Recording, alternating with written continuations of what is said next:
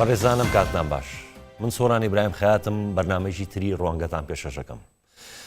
لەم بەرنامەیەماندا گفتوگۆ دەکەین لەسەر پرسێک کە ناو دەبرێت بە تیرۆری لەسەرخۆ، ئەویش مادە هۆشبەرەکانە. ئێمە دەپرسین ئایا بازرگانیکردن و بەکارهێنانی مادە هۆشبەرەکان لە کوردستانە تەنها حاڵەتێکە یاخود بۆتە دیاردێژی مەترسیدار. لەم پرسە گفتوگۆ دەکەین بە میوانداری سامان سیوەیلی پسپۆری دەروونناسی، ئیبراهیم ڕەمەزان بەرپرسی ڕێکخراوی بەرەنگاربوونەوەی مادە هۆشبەرەکان، خاتو شوان عەبدولکەریم پارێزەر، هەروەها بەڕێز کەیوان تۆفیق بەڕێوەبەرایەتی گشتی نێشتنی مادە هۆشبەرەکان. پێشەوەی دەستکەین بە گفتوگۆ، ئێمە چاوپێکەوتمان کردووە لەگەڵ چەند بەندکراوێک لە بەندیخانە کە تاوانبارن بە بازرگانیکردن یاخود بەکارهێنانی مادە هۆشبەرەکان. حەزەکەم پێشەوەی دەستکەین بە گفتوگۆ پێکەوە تەماشاکەین.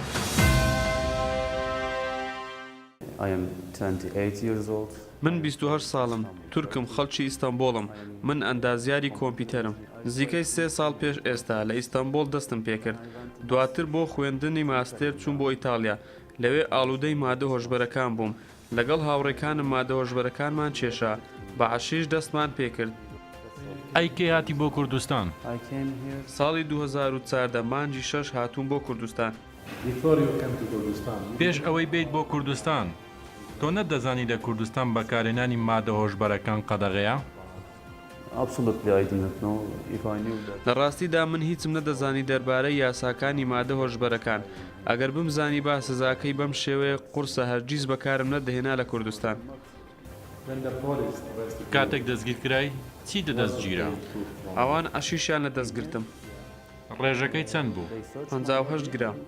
تۆ بۆ ئەم مادەیە بەکاردێنێت، ناتوانیت بێ ئەم مادەیە بژیت؟ بەس چونکە حەزم لێیەتی، بەڵام بە دڵنیایی ئێستا زۆر جیاوازە، چونکە 6 مانگە من بەند کراوم. ئەوە وانەیەکی باشە بۆ من. من کارەکەم لە دەستدا. من ئازارم کێشاوە لە دووری خێزانەکەم و هاوڕێکانم. من بەڕاستی بێزار بووم. بیداتی هێروین بوو بۆ لە نەکاو کۆتمەنە ئەو مۆزەقەوە لە ڕێگەی برادری خراپەوە تشتێکی خۆشەوەی بەکار بێنە دی بۆی خەوت لێ دەکەوێت شیشەش بخۆی خەوت لێ ناکەوێت هێواش والی هات محتاجی ئەو مخدراتی بوو.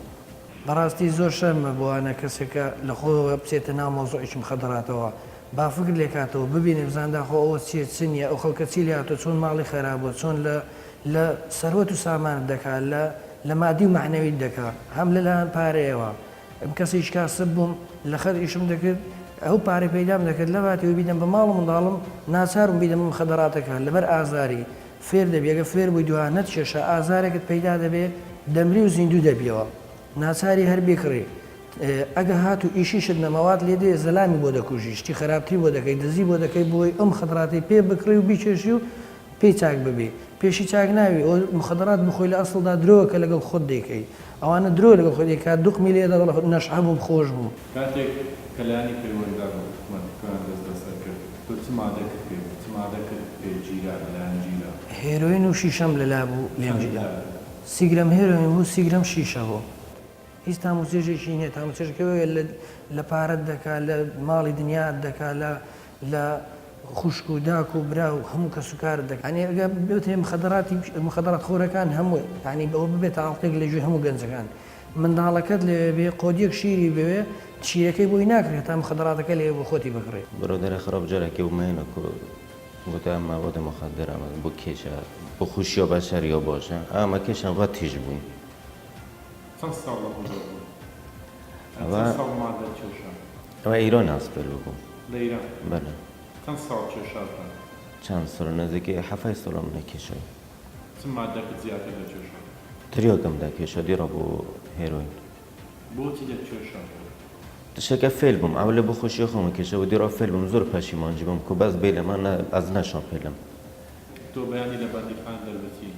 بەڵێ. دووبارە دەچی بۆ کێشە؟ ئینشاڵڵا نزیک نەبمەوە و نزیک ژی نەبمەوە مە بخۆ تەسمیم وەگرتی کو نزیکێ هیچ مخدراتێکی نەبمەوە. من ئەهلە ئیران هەستم. من خەڵکی ئێرانم تەمەنم 30 ساڵە ئەندازیاری کارەبام بۆ ئیشکردن لەگەڵ وەفدێکی بازرگانی هاتمە کوردستان پێش ئەوەی بێمە کوردستان من ئالوودەی کێشانی تریاک بووم لەبەر ئەوەی من ئالوودەی ئەم مادەیە بووم دەبوایە لەگەڵ خۆم بۆ هەموو شوێنێک بمبردایە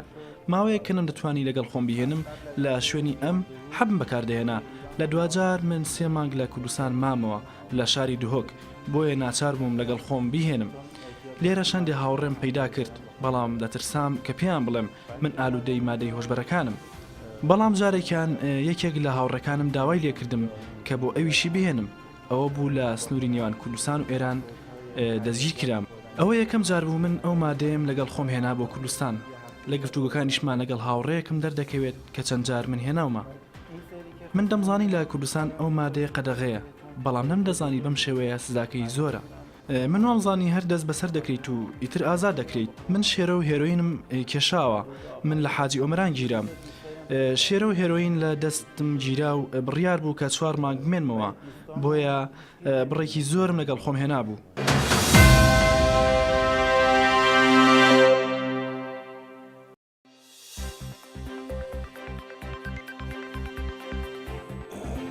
بەڕێزان دووبارە سڵاو بۆ زانیاری ئێوە و زانیاری میوانەکانیشم نەتەوەی گرتوەکان لە دووهەمین ئاماری خۆیدا ڕێگەیاندووە لە 3.8 دانیشتوانی جیهان ئالوودەن بە مادە هۆشبەرەکان و تەنها لە 1 ساڵیشدا زیاتر لە 208,000 تۆن لە مادەی هۆشبەر دەستی بەسەراگیراوە و تەنها لە 1 ساڵیشدا بە بڕی 435 ملیار دۆلار بازرگانی ئەکرێ بە مادەی هۆشبەرەوە سەرەتای پرسیارەکانم بۆ کاکەیوان بەڕای جەنابەت بازرگانیکردن و بەکارهێنانی مادەی هۆشبەر لە کوردستان حاڵەتێکە تەنها چەند کەسێک ئەم کارەکەن یاخود بۆ بە دیاردەیەکی مەترسیدار پێشەکی سپاسی جەنابەت و میوانە بەڕێزەکانەکەم سپاسی کەناڵی 24 ژەکەم سەرکەوتۆ بن ئینشەڵڵا بەنسبات مادەی هۆشبەر وەکو بەڕێوەبەرایەتی نهێشتنی مادە هۆشبەرەکان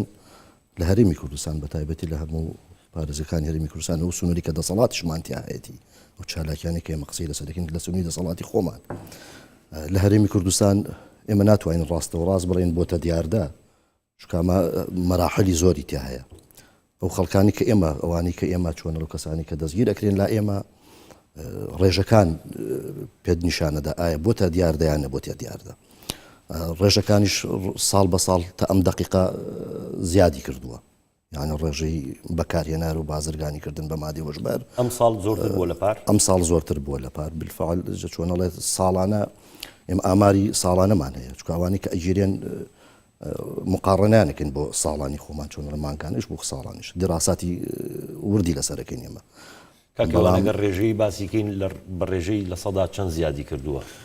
ڕێژەکە دیار ڕێژەکان لە بیدایەتی ئەمە بەم بەڕێبەرایەتی نهێشتنی مادەی هۆشبەرەکان لە ساڵی 2006 دروست بوو زەرور بوو لە هەرێمی کوردستانە بەڕێبەرایەتێک دروست ببێ کە بەرەنگاربوونەوەی مادەی هۆشبەر بکات چکە لە هەرێمی کوردستان کەم بوو و دیاردەیەکی تۆ بڵێ تاک بوو ئمە لە ساڵی 2006 کە دەستمان بە ئەم کار و چالاکیانەکە لە سنووری دەسەڵاتی خۆمانێک و ئاسایش 8 کەسمان دەستگیری بوو لە 1 ساڵ لە ساڵی 2006 بەڵام ئێستا ڕێژەکە ساڵ بۆ ساڵ هەتاکو ئێستێکە لەگەڵ بێت زۆر زیادی کرد ئێستا ئەم ساڵ چەند کەسان دەستگیر کردو ئێمە ئامارێکمان لە بەردەسە ئێمە ئامارەکە قرار بوو لە بۆ سەری ساڵ ئێمە ئەعلانی بکەین بەڵام تر وا دیار و لە بۆ بوونی ئەم بەرنامە و هێشتاکوی ئەعلانمان نەکردووە بەڵام لە ڕاگەاندراوکە ئێمە بەدەرەکەوێت لە سەر و 500 کەسە ئێستا حالیان لەسەر و 500 کەس بەبێ محافظی سلێمانیش و سنووری دەسەڵەوێ ئێمە لێرە زیاتر لە 500 کەسمان دەستگیر کردووە کە ئەمە پیشانەدا ئامارەکە زیادی کردووە ئەگادارن لە سلێمانی ئەوانە چەند ئەوانیش گرتویانە بەڵێ تقریبا تا حدێک بەڵام 100% نا بەڵام ئەوانیش هەندێک معلوماتمان هەیە لەسەریان چیاکەن ئەمە بازرگانیان کردو یا زۆرینەی ئەوەن کە بەکاربەرن هەم بەکارهێنەری تایە هەم بازرگانی تایە جامە بەسم لە بابەتی دیاردەیە چکە تۆ ناتوانانی جارێکە تحدیدی کە ئەمە ئەبێتە دیاردە چکە ئێمە لە ساڵانی ڕابردوو چۆنڵێک کەم بوو زیادی کردو بەڵام ئێستا چۆنەڵێک منەوە ساڵ و نیوەکە تقریبا دەست بەکار بوو لەم بەڕێوەبەرایەتیە ئێمە پێش هەموو شتێک ئێمە دەستمان لەسەرداناوە چۆنەڵێک لە ناو کرۆکی ناو وردەکاریەکان بدۆزینەوە ئێمە باش ئەمە ئەو کەوتوونەتە دەستگیرکراوانە سەریان. زۆربیان هاوڵاتی هەرێمی کوردستان یاخۆ ئەکسەرێت هەرێمی کوردستان نەقیقەت ئەم ئەکسەرێت هەرێمی کوردستان بەڵام بیانیشیان تایە جەنابەت گوێ لێ لە راپۆرتەکە بۆم تورکی تایە هەم فارسی تایە هەم عەرەبی تایە هەم خەڵکی هەرێمی کوردستانیش تایە عەرەبیشمان هەیە لەو مەوزوع ئافرەتی عەرەبیشمان هەیە بەڵام بەنسبەت ئێمە کە دەستمان بە ئیشکردن کردووە بۆەوەی بتوانین یەکەم جار هەموو خەڵکانی کە بدۆزینەوە لە ڕێی مەزدەری خۆمان باوەڕ بێکراوی خۆمان و هاوڵاتیە بەڕێزانی هەرێمی کوردستان کە بتوانن بە هەموو لایەکمان ژێرخانەکە بدۆزینەوە ئەوانی کە خەریکن وردەکارین لە ناو شارەکانە خەریکی ئەم بڵاوبوونەوەی مادەن تاکو خەڵک ئالوودە بکەن ئەمە هەر هەدەفی ئەمەوەی پێش وەختە ئەمانە بدۆزینەوە ئێمە بۆیە ئەم ساڵ کە ڕێژەکە زیاد بووە محاولەمان کرد هەمویان دەستگیر بکەین یعنی باز نەدەین بەسەر بچووک تاخیر و بۆیە ڕێژەکە ئەم ساڵ بە دەرەجە یەک بۆتە 500 کەس سەروی کردووە چکار لەوانەیە لە ساڵی 2016 ئێمە ئیترەوانە چۆنەڵێ نزبەکەی دائەبەزێ بۆیە ناتوانین ئێمە بڵێن دیاردەیە هەتا ئەمڕۆ نزبەکە گەورە بەڵام لە ساڵی 2016 دێمە لاتکە کەیوان ئەچمە لای مامۆستا سامان تۆ پسپۆڕێکی دەرونی وەک دەروون ناسێک من بیرمە لە ساڵەکانی 90 لە ناو کوردستان بە تاک و تەنهاش نێرگەلەیەک نەبینی یعنی ئێستا کە ئەچیت بۆ هەچ کەفیتریای هەچ شوێنی هەچ شارێ هەچ شارۆچکەیە هەچ تەنانەت گوندیش هەیە یعنی بۆ بە دیاردەیەکی زۆر مەترسیدار و زۆر بەربڵاو بەڕای جەنابەت مەسەلەی مادەی هۆشبەریش ئەو مەترسی نییەکەوا بەربڵاو بێت لە ناو کوردستان بەڵێ سوپاس بۆ بەڕێسان سوپاس بۆ ئەم میوانە بەڕێزانەی پێکەوە تشکە خێنە سەرم تەوەرە ئێمە حقەتێکەیە کە هەتا ساڵی 1992 تا ڕاپەڕینی خەڵکی کوردستان و جەماوەری کوردستان وڵاتی عێراق و بە هەرێمی کوردستانی شەوەی شەگۆ لە پاکترین وڵاتەکانی جیهان و ناوچەکە لە ڕووی بەکارهێنانی مادە هۆشبەرەکانەوە هەڵبەتە ئەسباب هەبوو بەشێکی علاقی بە ڕژێمی ڕووخاوی بەعسەوە هەبوو هەندێکی علاقی بە دیکتاتۆریەتی ڕژێمەکەەوە هەبوو بەشیش علاقی بە کولتور و بە ئاین و هەندێدا بوونەری دیکتاتۆریت باشە بەڕایتەوە بۆ ئەو سەردەما لەبەرەوەی حکومێک بوو هیچ موسامەحەی نەبوو بۆ نمونە سنوورەکانی عێراق زۆر توند بوون مەسەلەن هیچ لێ خۆشبوون نەبوو و جەنگی ئێران و عێراق سنووری ئێمە ئێستا توند نییە نەخێر هیچ توند و تۆڵ نییە ئەوە ئێستا حەزەکەم دوایش بە هاوکاری بە ڕێز کاکەیوان تیش بخێنە سەر و مۆزوعانە ئێستا ناوچەی بڵێن هەرێمی کوردستان ناوچەیەکی ترانزیێتە زیاتر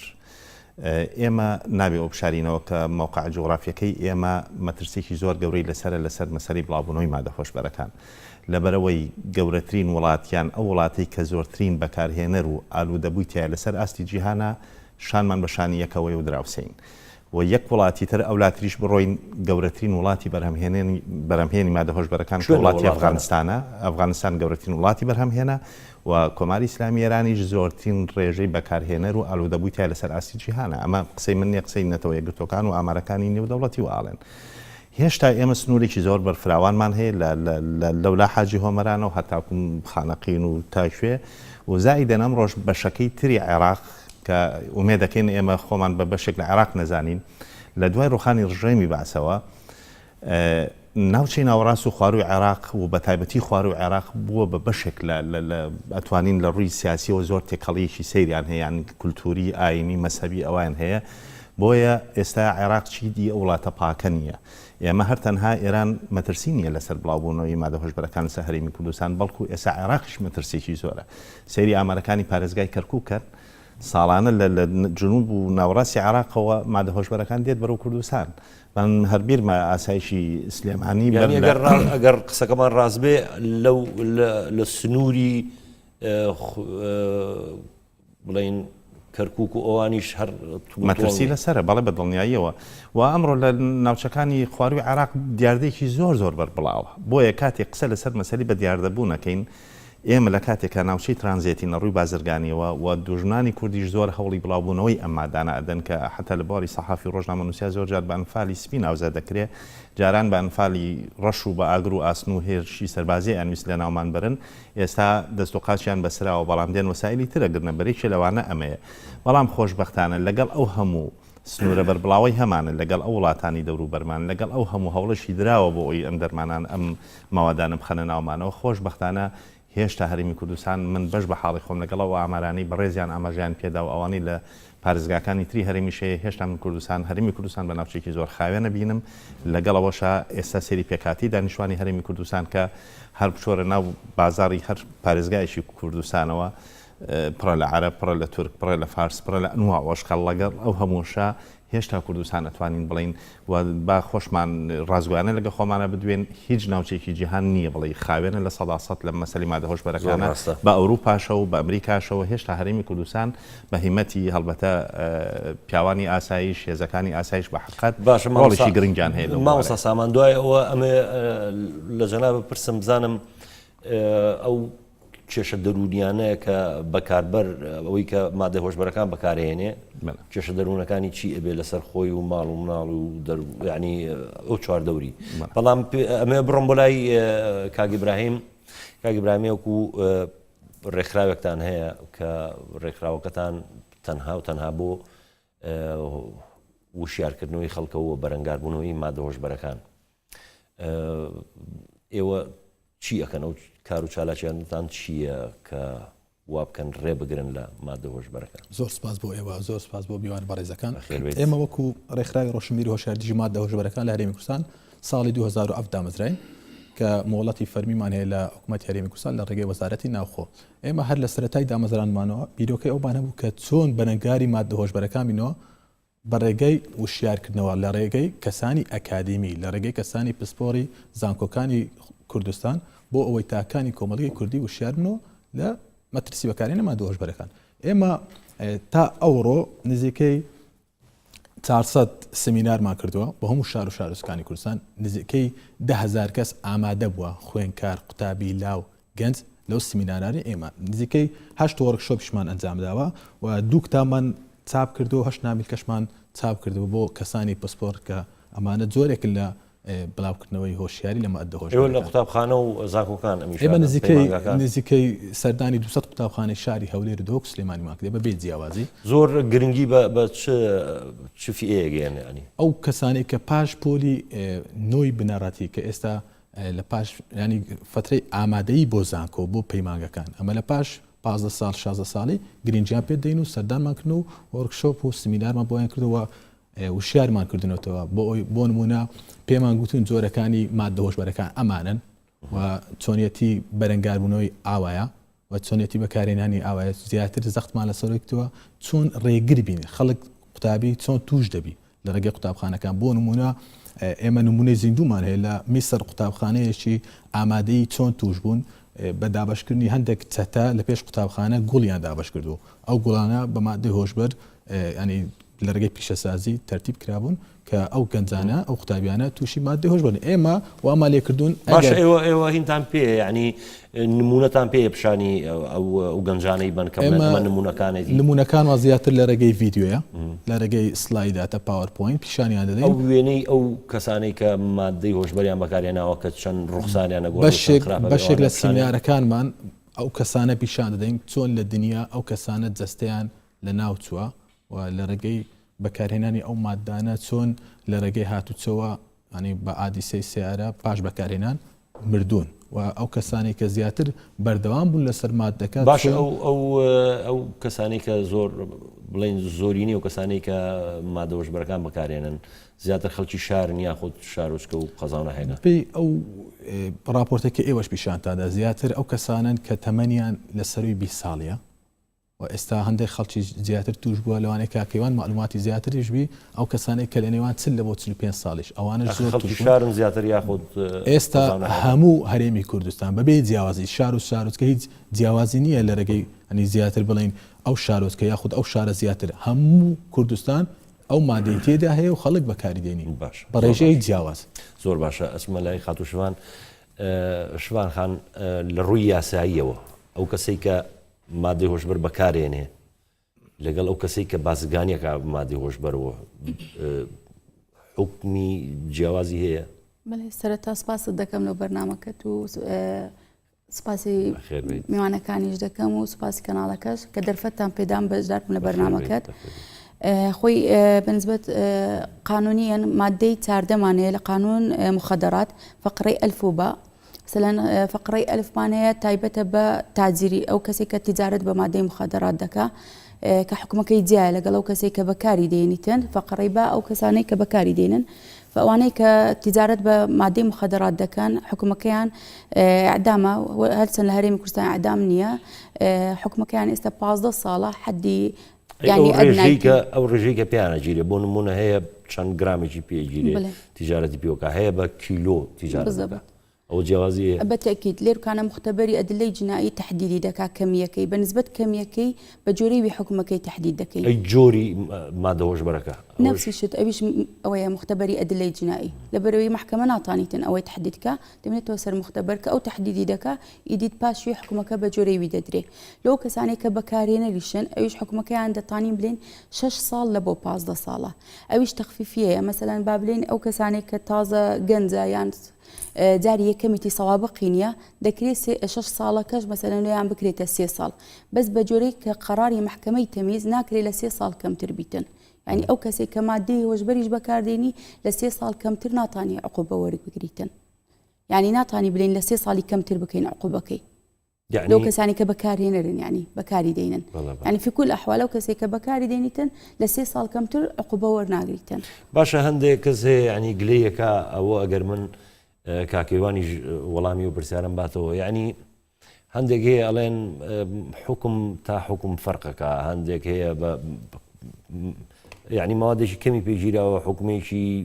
زۆری راوە یاخود تەنها بەکارهێنەرێکی زۆر سادە و ساکار بۆ یەکەم جاریش بۆ حکومێکی زۆری راوە هەشە تیجارەتەکە بە کەمیاتی گەورە و حکمی کەمی شێرێ شتی وا هەیە من یەک بەخۆم حەسە بۆیە کە لە ناو دادگای هەولێرم هەتا ئێستا ینی حاکمەکان بەڕاستی لە بەرەوەی هەر بەخۆی ینی کەیسەکان و مندە زۆر بۆ ئێستا وەکو کاکەیوانیش باسی کرد لە محکەمە ینی وا بزانم جیاوازی ناکەم لێن کە جیاوازی بکرێتن لەو شتەی بەس بە جۆرەی ئەوەی کە باسم کرد هەر کەس بە جۆرەی ئەو کەمیەی کە لە لای دەگیرێ بە جۆرەی وی حاکم قەراری لەسەر دەدا و حکومەکەی دیاری دەکا باشە کاکەیوان ئەو شتە هەیە ئەو یعنی ئەو فەرق و جیاوازی هەیە زای چۆنە ئێمە لە بیدایەت بەنسبەت قانونی چواردەی مخەدەرات قانونەکە کۆنە قانونی ساڵی 1968 لە فقەری 68 ئێمە ئەوانی کە خوشکن باسی کرد بەنسبەت ئەوانی کە بەکارهێنەرن هەتاوەکو 2 مانگ پێش ئێستش چکەمە حاکمەکانمان توزە تەبادولەکەن لە حاکم هەم جنایەت زیاتر لەوێ حکومەکان وەرەگرن دوای ئەچێتە تەمیز هیچ بەکارهێنەرێک لە 8 مانگ تێنەپەڕیوە 6 مانگ کەمترین حکومی وەرگرتووە و لە 8 مانگ تێنەپەڕیوە زۆر بەکەمی چۆتە دەمانگ ئەوانی کە بەکارهێنەرن بەزەوە 2 مانگە چوەتە هەیانە چوەتە ساڵێک و 6 مانگ ئەوش تێنەپەڕیوە لە ساڵ و 6 کاکەیوان ئەو مادە هۆشبەرانە وەک بازەکرێ کە لە دەروەی وڵاتیەت یعنی زۆربەی لە لای خۆمان دروست ناکرێ مادەی هۆشبەر مادەی هۆشبەر لە هەرێمی کوردستانە نییە حتمیە لە هەرێمی کوردستانە بوونی نییە وەنە لە چاندن وەنە لە دروستکردنی هەمووی ئەمانە ئەکسەریتیان لە وڵاتی دکتۆر سامان لە ئەفغانستانە و لە ئێرانیش دێت کەواتە ئێمە لە دەروی وڵات بۆمانێت ئێمە هەمووشی بە ئەگەر لە ڕێی فڕۆگەخانەکانەوە بێت بە یاخود نێت یاخود لە ڕێی خاڵە سنووریەکانەوە ئێمە خاڵە سنووریەکانمان ئەوە لاوازە بتوانێت بێت خۆڵێن ئەمە هەمووی سۆنەرە و نازانم شەرت نییە آخر ئەوانی کە ئەوانی کە تا تجارە دەکەن بە مادەی هۆشبەر نەوعیتیان زۆرە خەڵکەکان زۆرن هەیە مافیایە هیچ لی نازانێت و لە مقابلکە جەنابەت گوێلێ بۆ ئەوانە بۆ خۆیان دێنن بۆ خۆیان دێنن بۆ کەمەیەکی 50 گرامی 100 گرامی دێنێ بۆ خۆی دێنێ ژیری و مافیەکان نەگیرێن جا مافیەکان لە هەرێمی کوردستانانی حقیقەت مافیا لە هەرێمی کوردستانە دروست نەبووە ئەوانە خەڵکانێکن بەڕاستی چۆنەڵێ بۆ خۆیان دێ لەرە کرێکارن ئیش ئەەکەن لێرە هیچ 3 مانگ 4 مانگ بۆ خۆیان دێنن بەکاری دێنن خەڵکی تریش فێری بەزمان ترسلەوە هەیە مافیایی ئەوە دروست بێت ئینشاڵڵا دروست نابێت هەرێمی کوردستان چکە میلەتی ئێمە و خەڵکی ئێمە لەو قومیەتانە نییە وەکو مەکسیک و وڵاتانی تری بەرازیل و تا ئەگاتە ئەوروپا ئێستێک بۆ نمونە ئێمە لە ماوەی ڕابردوو خەڵکمان هەیە کە ئیشی لەسەر بابەتی چۆنە لە زانیاریەکانیشی لەسەر دەکەین لە هەرێمی کوردستان لە 10 کیلۆ کەم خەڵک تعاملی پێ ناکە ئێستا لە وڵاتانی ئەوروپا زۆر وڵات دراوسە ئێمە هەیە لە 50 کیلۆ بەسەر پێیان شەرمە باسی کەن بڵێ وڵای ئێمە تجارە دەکەین لەسەر بابەتی کیلۆ دوشیان شەرمە بەڵام ئێمە لێرە حقت زەحمەتێک بۆ دەستگای ئێمە هەیە هەروکو دەستگای ئێمە وەکو بەڕێبەرایەتی ئێمەوەی بۆ منتەسیبینی ئێمە قەت من لێرۆ لە کەناڵی 24 قەت چۆنەڵێ سوپاس و هەموو منتەسیبین و کارمەندانی بەڕێبەرایەتی نێشتنی مادە هۆشبەرەکانەکەم چکە بەجددی هەمویان ماندوون و هەمووشیان لە زۆر بە وردی ئیش ئەکەن لەسەر وردە جەنابەت کە 1 گرامێک ئەدۆزیتەوە زۆر زەحمەتە تۆ متهمە ئەدۆزیتەوە بۆ 1 گرام ئێمە ئەکسرەتیەوە خەڵکانی کێمە گرتومانە لە شارەکانی خۆمان هەمووی خەڵکانێک کە چین ئەو مادانی کە زۆر بەکارێنێت لێرە لە کوردستانی ئێمە هەمووی ئەوانی کە زیاتر حەشیشە زیاتر کریستاڵە تلیاکە هێروینە ئەو بەس ئەوانن زیاتر لە کوردستانە دیارن و زەقن دەرزیش کەمتر هەر هەیە بەڵام لە ڕووی سروشتی لە ڕووی کیمیاویش حەبەکان شروع بوو حەبیشمان هەیە ئێمە لە ماوەی ڕابردوو ئێمە مادەیەکمان هەبوو لەسەر بابەتی شروع بوو حەب ئەمانە لە چوارچەوەی مادەی چواردی مخەدات ڕۆشت بوو نەمابوو لەوە خێرا لە 2 مانگی دادێ هات پێش و گەڕایەوە چوە سەر مادەی چواردی زۆر باشە دوایی ئەچم بۆ لای کاک ئیبراهیم بەڵام پێشەوەی کە پرسیارەکە بکەم ئەچینە ناوبڕێک و دێنە وڵاتان بەڕێزان ئەچینە ناوبڕێک و دێنە وڵاتان